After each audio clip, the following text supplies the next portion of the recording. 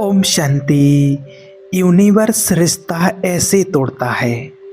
देखिए, आज का जो टॉपिक है तो ये प्रश्न बहुत लोगों का है और बहुत लोगों के मन में ये सवाल आता है, शायद आपके भी मन में आता होगा। बहुत लोगों ने इसके लिए कमेंट करके पूछा है कि अगर जब जोड़ियां बना दी गई हैं, अगर जोड़ी पहले से बनाई गई है, अगर जोड़ियां पहले से बनती हैं, रिश्ता अगर पहले से बनता है, रिश्ता पहले से तय है, तो फिर वो टूट क्यों जाता है? अगर यूनिवर्स ने पहले से बना दिया है, जोड़ी पहले से बना दी है भगवान ने, तो फिर वो टूट क्यों जाती है?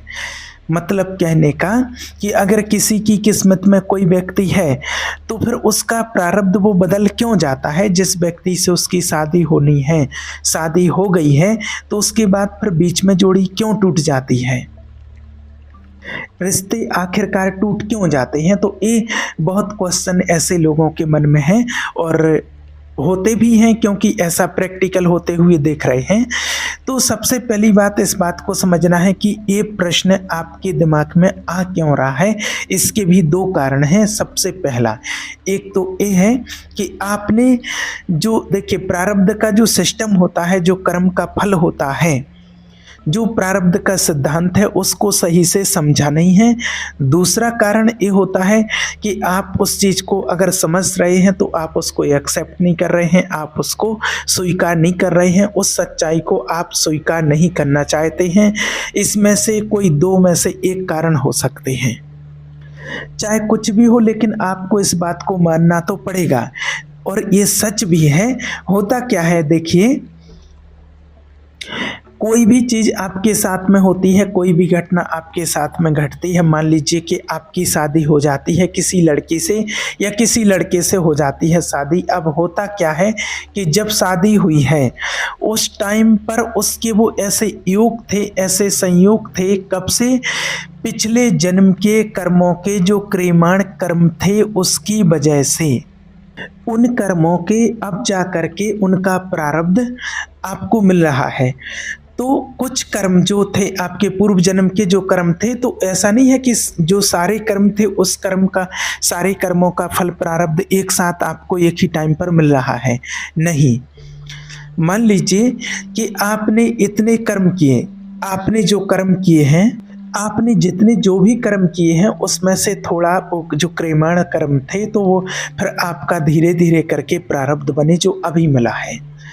अब इस बात को समझना कि आपके थोड़े पुण्य कर्म अच्छे थे और वो प्रारब्ध बन करके आपके जीवन में, इस जीवन में आए और आपकी किसी लड़के से, किसी लड़की से आपकी शादी हो जाती है और आपको अच्छा लगता है जिससे भी आपकी शादी होती है। अगर वो अच्छा मिला है तो कहीं ना कहीं पिछला जो कर्म था, थोड़ा हो, कम हो, ज़्यादा हो, जो भी हो, वो अच्छा कर्म था, उतना अच्छा उसको मिल गया है। अब क्या होता है कि कुछ समय तक अच्छा चलता है, रिश्ता बढ़िया चलता है, दोनों में आपस में प्रेम रहता है, स्नेह रहता है, सब बढ़िया चलता है। अब क्या होता है, आगे चल के बीच में से अचानक किसी भी कारण से वो रिश्ता जो है टूट जाता है। अब टूट क्यों जाता है?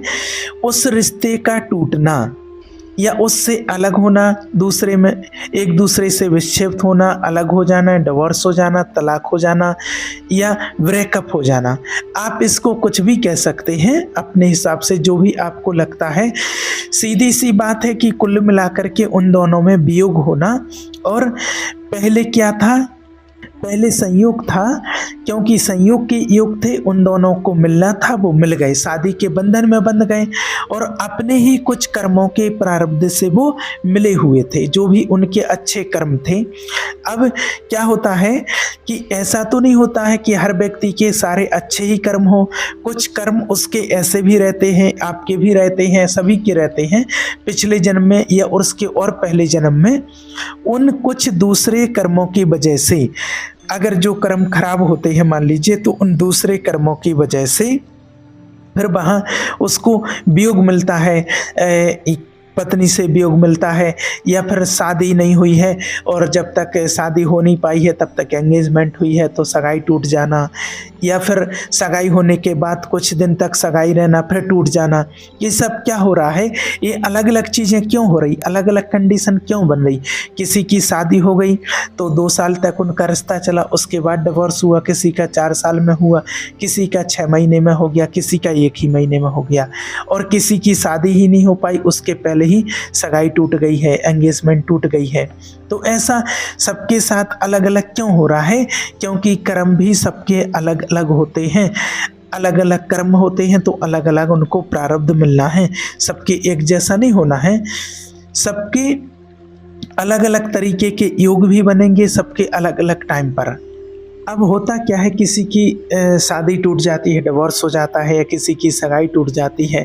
अब उसको बहुत बुरा लगता है और वो एक्सेप्ट भी करता है उस चीज़ को कि मेरे साथ बहुत बुरा हुआ है, मेरी शादी टूट गई है, जो भी उसका रिश्ता था वो टूट गया।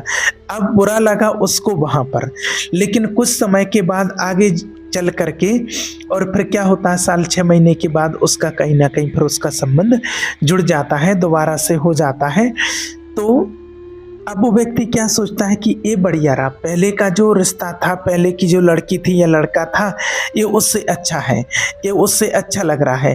तो अब क्या होता है कि देखिए, उसके बाद वाले जो उसके कर्म रहे होंगे, जो शुरू में अच्छे कर्म किए थे उन्होंने पहले नंबर में, दूसरे कर्म उसने थोड़े खराब किए थे तो वो वियोग होना था तो वो वियोग भी हो गया है। लेकिन फिर बढ़िया कुछ अच्छा हुआ होगा, अच्छे कर्म हुए होंगे, फिर उसके अच्छे प्रारब्ध बने और अच्छे कर्म का फल मिला। तो ऐसे एक के बाद एक, एक के बाद एक उतार चढ़ाव आते रहते हैं प्रारब्ध के। इस तरह से आपके योग क्रिएट होते रहते हैं। किसी भी चीज को करवाए जाने के जिम्मेवार होते हैं योग। आपके साथ जो भी चीज होनी होती है ना, वो विचार, थॉट प्रोसेस के बाद विचार हो गया, हमने कुछ सोचा, फिर हम विचार से भावना उस तरह की लेकर के आते हैं, उस तरह की हमारे अंदर फीलिंग आती है और फिर उस भावना के अकॉर्डिंग हम फिर कर्म करते हैं। कर्म सिद्धांत है ना, फिर उस कर्म के हिसाब से हमारा प्रारब्ध तय होता है।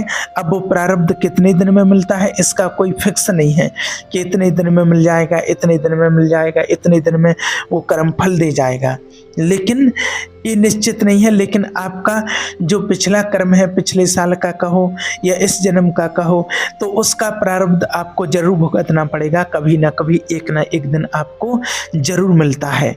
तो आपके साथ में ये मत समझना कि बुरा हुआ है, कि मेरा कर्म सिर्फ बुरा ही रहा होगा, नहीं, आपके कुछ कर्म अच्छे भी होंगे तो फिर आपको अच्छा भी मिलेगा।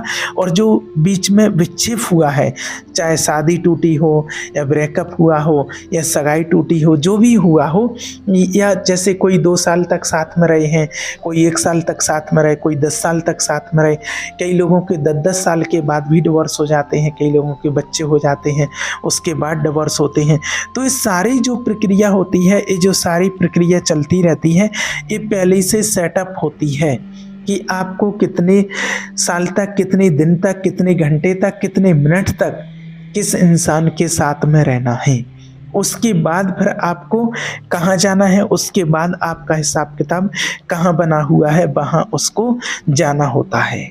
मान लीजिए पूर्व जन्म में आपने किसी को धोखा दिया था, आप किसी की वाइफ बन करके गए थे, आप उसके वाइफ बनी, उसकी पत्नी बनी, आप 2 साल तक उसके साथ में रहे, अच्छे से रहे, प्रेम से रहे, बढ़िया व्यवहार किया, सब कुछ बढ़िया चल रहा था। 2 साल के बाद क्या होता है, आपके रिश्ते में थोड़ी खिटपिट होने लगती है और आपको कोई और अच्छा लड़का दिखने लगता है, अच्छा अमीर दिखने लगता है, पैसे वाला, हैंडसम, या जो भी है, जॉब है, बिजनेस है, उसके पास जो भी है वो दिखने लगता है। और आपने जिससे शादी हुई थी उसको आपने छोड़ दिया, डिवोर्स दे दिया। अब आप तो खुश हो गए, उसको डिवोर्स दिया, आप दूसरे के साथ में चले गए, आप खुशियाँ मना रहे बढ़िया, और वो बहुत ज़्यादा एंजाइटी, वो बहुत गिल्ट फील कर रहा है, वो चिंता में है कि मेरे साथ इसने ऐसा क्यों किया, मुझे धोखा दे दिया है। तमाम क्वेश्चन उसके अंदर चल रहे हैं, लेकिन आप इंजॉय कर रहे हैं, आप खुशियाँ मना रहे हैं उसके साथ में। तो सेम कंडीशन फिर ये आपके साथ में अभी आएगी। फिर आप इस जन्म में बहुत अच्छे कर्म करते हैं, पाठ पूजा करते हैं, सब कुछ बढ़िया करते हैं और फिर आपकी शादी होती है और फिर 2 साल के बाद वो लड़का आपको डिवोर्स दे करके चला जाता है। फिर आप रोते हैं कि मैं तो इतनी पाठ पूजा करती हूँ और भगवान को मानती हूँ, भजन करती हूँ, सब कुछ करती हूँ, उसके बाद भी मेरे साथ ऐसा हो गया। और जो कभी मंदिर नहीं जाती हैं, पाठ पूजा नहीं करती हैं, उनका सब कुछ बढ़िया चल रहा है, उनका जीवन बढ़िया चल रहा है, उनकी गृहस्थी बढ़िया चल रही, उनके बच्चे हो गए हैं, सब कुछ बढ़िया चल रहा है और मेरे साथ ऐसा हो रहा है। तो अब यहाँ ये बात को समझना है कि ये आपके पूर्व जन्म का कर्म का फल है। 2 साल पहले पूर्व जन्म में आपने 2 साल के बाद किसी को डिवोर्स दे दिया था किसी और को देख करके, तो फिर अब जिस कर्म का आपका फल बंधा था वो कर्म का फल आपको यहाँ आकर के भोगना पड़ेगा। अब इस टाइम पर आप लड़का बनेंगे और वो जो है जिसको आपने डिवोर्स दिया था वो लड़की बनेगी। तो फिर वो लड़की आएगी, उससे आपकी शादी होगी और शादी के बाद फिर वो आपके साथ 2 साल तक ही रहेगी, क्योंकि 2 साल तक का उसका हिसाब किताब बना। 2 साल वो अपना हिसाब किताब पूरा करके, वो 2 साल के बाद फिर वो आपके पास से चली जाएगी डिवोर्स दे करके, या किसी और अन्य तरीके से भी आपके यहाँ से जा सकती है। तो ये होता है कर्मों का हिसाब किताब, कर्मों की खेती। अब होता क्या है कि जैसे आपको अभी बताया कि दूसरी जगह किसी की शादी हो जाती है तो उसको लगता है कि ये बढ़िया रहा, ये लड़की बढ़िया मिली मुझे या ये लड़का बढ़िया मिला है मुझे, इसके साथ में जो हुआ वो अच्छे के लिए हुआ। तो ये जो हुआ है अच्छे के लिए जो हुआ है तो वो इस तरीके से होता है, क्योंकि वो होना ही होता है, वो कर्म का फल मिलना ही होता है। तो ऐसे होता है। अब आपके मन में जो पहला डाउट आपके मन में है कि रिश्ते टूट क्यों जाते हैं, ऐसा हो क्यों जाता है, कुछ गलत प्रारब्ध, कुछ गलत कर्मों के कारण हमारे प्रारब्ध बनते हैं, फिर उसके हिसाब से वो टूट जाते हैं। अब जब पहले से ही तय होता है तो टूटना भी तो पहले से तय होता है। अगर रिश्ता बनना है ये तय है, कहाँ शादी होनी है, किसको जीवन संगनी बनना है, किसको जीवन साथी बनना है, ये सब कुछ पहले से तय होता है, जोड़ी बन कर के आती है।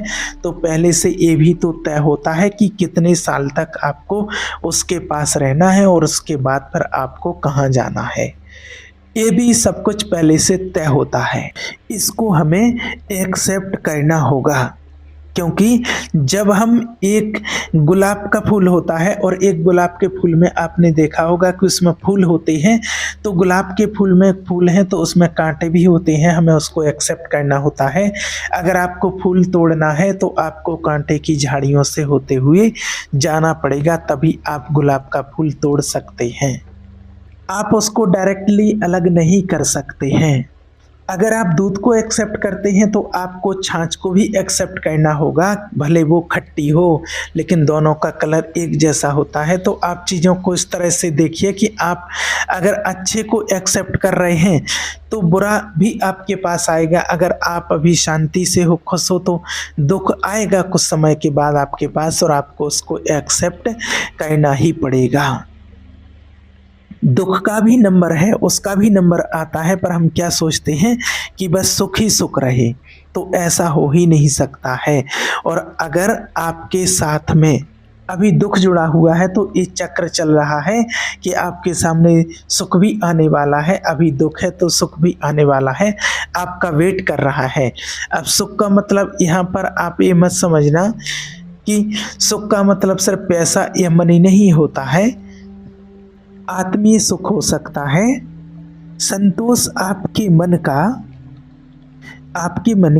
आपको अपने मन के अंदर से सेटिस्फेक्शन आपको मिले और आप स्पिरिचुअलिटी अपने आप को सुखी समझें।